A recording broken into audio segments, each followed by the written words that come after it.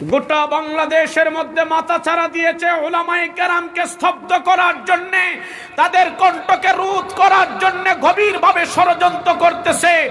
ও ISKCON তারা যদি বর্গবিন্দের ভূমিকা পালন করে, বাংলার ৫৬,০০০ বর্গ মাইলের মুসলমান শাহজালালের ভূমিকা পালন করে, কল্লা উড়াইয়া দিবে। ঠিক কিনা বলো?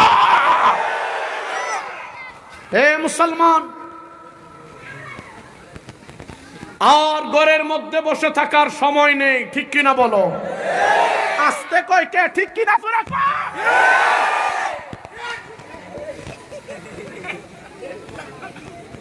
ইসলামের বিরুদ্ধে বলবে, কোরআনের বিরুদ্ধে বলবে, বাংলার ৫৬,০০০ বর্গ মাইলকে নিয়ে তারা ষড়যন্ত্র করবে। সেই ষড়যন্ত্রকে তোমাকে রুখে দিতে হবে। ঠিক কিনা বলা? তুমি জাগ্রত থাকলে বাংলার জমিন জাগ্রত হবে। তুমি ঘুমিয়ে গেলে বাংলাদেশের ভূখণ্ডকে অখণ্ড ভারতের সাথে সম্পৃক্ততা করে দিবে। ঠিক কিনা বলা? হে মুসলমান, আমরা ভারতের খবরদারি মানতে পারি না। ভারতের খবরদারি যেমন করে আমরা মানি না, আমেরিকার কাছে আমরা মাথা নত করতে পারি না। ঠিক কিনা বলা? ভারত মুসলমানের জাত শত্রু, আমেরিকা গোটা পৃথিবীর মুসলমানের চিরশত্রু। ঠিক কি রাখো? হে মুসলমান, এই জন্যে ডাক আসতে পারে। হে যুবক, ডাক আসবে, অতি শীঘ্রই ডাক আসবে। হিন্দুস্তানে একটা লড়াই হবে ইনশাআল্লাহ। ঠিক কিনা জোরে কও? এই লড়াইয়ে মুসলমান জিতবে। হিন্দুত্ববাদী ইসকনেরা মাটির সাথে মিশে যাবে, তাদের কবর রচনা হবে। ঠিক কিনা বলো? অনেকে আমাকে বলে, আলী আকবরে তো চিল্লাও কেন? আলী আকবর তুমি চিল্লা চিল্লি করো কেন? আমি তোমারে কই, তোমার তো মাথা ব্যথা নেই, তুমি শুধু খাওয়া আর লেদানিটা শিখছ। ঠিক কিনা জোরে কও? আর স্যার হোস্টেলে গিয়া সাটান দিবা। ঠিক কিনা? ঠেক না সেব, ঠেক না সেবার সাটান দিব।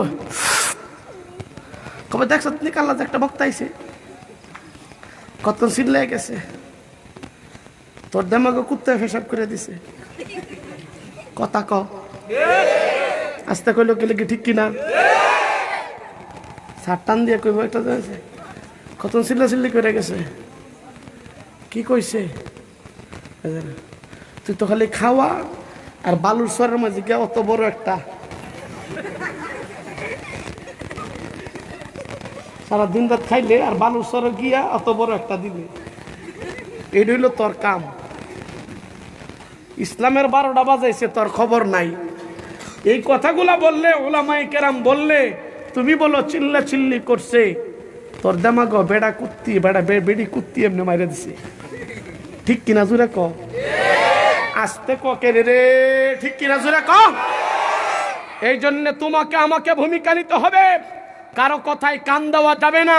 ইসলামের পক্ষে, আল্লাহর দ্বীনের পক্ষে, আল্লাহর হাবিবের পক্ষে দাঁড়াইতে গিয়ে যদি ফাঁসির মঞ্চে তোমাকে দাঁড়াইতে হয়, ইসলামকে বুলন্দ করার জন্য তোমাকে যদি ফাঁসির রশি গলায় পড়তে হয়, মুসলমান যারা ইমানদার, যার দিলের মধ্যে আল্লাহর হাবিবের এক যাররা পরিমাণ ঈমান থাকবে, তারা ফাঁসির মঞ্চে দাঁড়াবে, ফাঁসিতে লটকিয়ে তাদের জীবনকে দিয়ে দিবে। এক সেকেন্ডের জন্য ইসলামকে কলুষিত করবে, মানতে পারে না। ঠিক কিনা বলা? এক সেকেন্ডের জন্য মানতে পারে না। এটা হলো মুসলমানের ঈমান।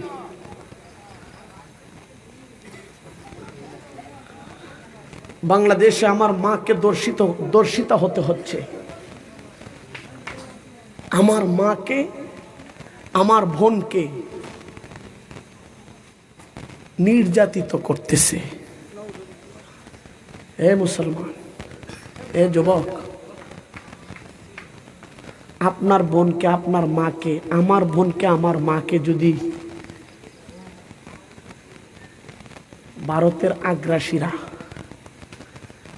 নির্যাতন করে, আপনি কি বসে তামসা দেখতে পারেন? তামসা না দেখা হাতে তলোয়ারটা লইয়া খালি ঠিক কিনা? কথা তো ঠিক কিনা?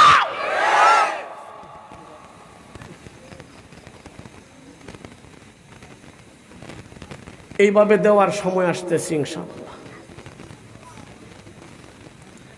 জাগ্রত থাকতে হবে। রেডি আছি তো ইনশাআল্লাহ?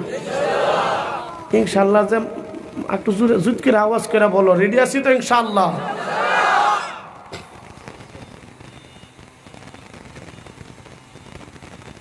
আসলে আমি একটা আয়াত পড়ছি, মা বাবার আয়াত, মা বাবার বিষয় আর কি, মা বাবার মর্যাদা ফজিলতের আয়াত নেব। আমি আসলে পোস্টার খেয়াল করিনি।